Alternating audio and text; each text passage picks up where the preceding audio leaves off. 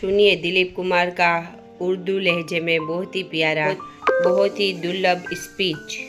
मेरे ख्याल से खुद भी मुझे इतना एहसास नहीं था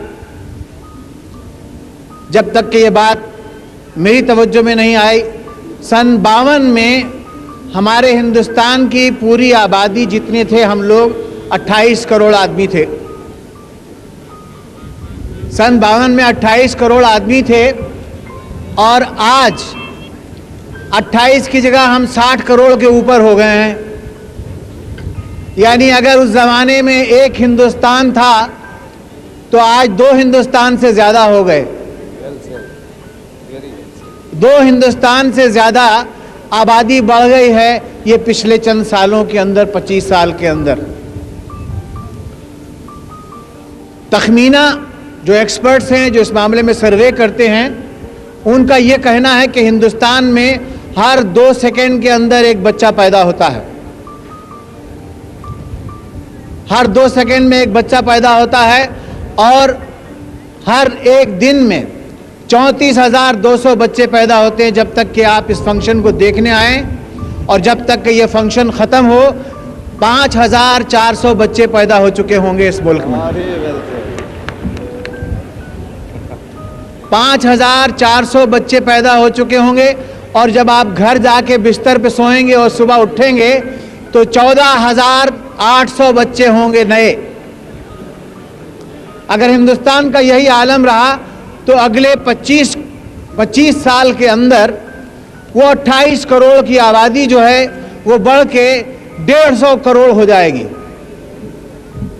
आप चाहे कितनी ही पंचशाला यानी 5 ईयर प्रोग्राम बना लें, 10 ईयर प्रोग्राम बना लें, चाहे मुल्क कितनी ही तरक्की करता चला जाए, बिल्कुल उसी अंदाज से जैसा कि साइंसदानों ने या टेक्नीशियंस ने मुकर्रर किया है। ये ऐसा घड़ा है कि जिसके नीचे छेद है, उसमें उससे 100 गुना पानी ज़्यादा भी डालो तो भी नहीं भरेगा। ये मुल्क जो है, टेक्नीशियंस का जो स्टैटिस्टिक वाले लोग हैं, उनका ये कहना है कि आज की आबादी जो है वो 40% अर्बन पॉपुलेशन जो है उनके रहने के लिए उनके सरों पे छत नहीं है।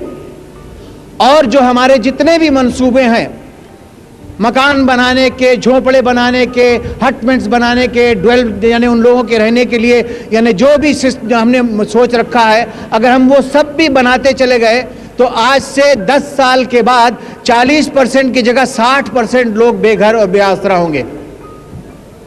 इसलिए मैं मुबारकबाद देता हूं यूथ कांग्रेस को और ख़ास तौर से जनाब संजय गांधी साहब की क़यादत में ये जो सोशल और सोशियो इकोनॉमिक रिफॉर्म्स हैं जो कि हमारे मुल्क की बीमारी की जड़ हैं, उनके ऊपर हमने हाथ डाला है।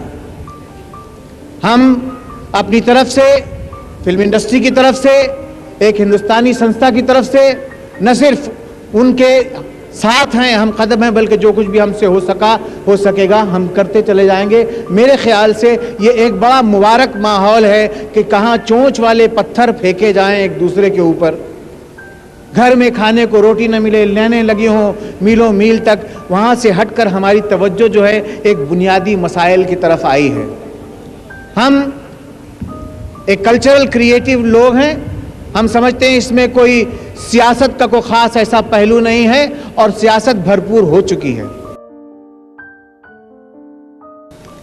एक किताब मुझे याद आ रहा है, मालूम नहीं किसका लिखा हुआ है, जोश मलियाबादी का है शायद। तितलियां, अच्छा,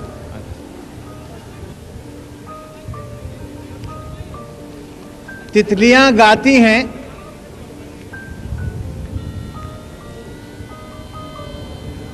तितलियां नाचती हैं, फूल से फूल पे यूं जाती हैं।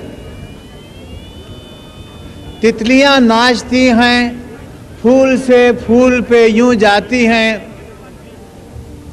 जैसे एक बात है जो कान में कहनी है खामोशी से, और सुनकर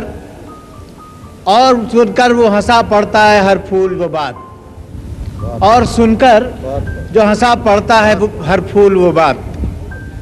तो कान में कहने वाली खामोशी की बात जो थी, अब समस्या और नौबत यहाँ तक आ गई कि वो खड़े होकर माइक्रोफोन पर खुले बंदों कहनी पड़ती है।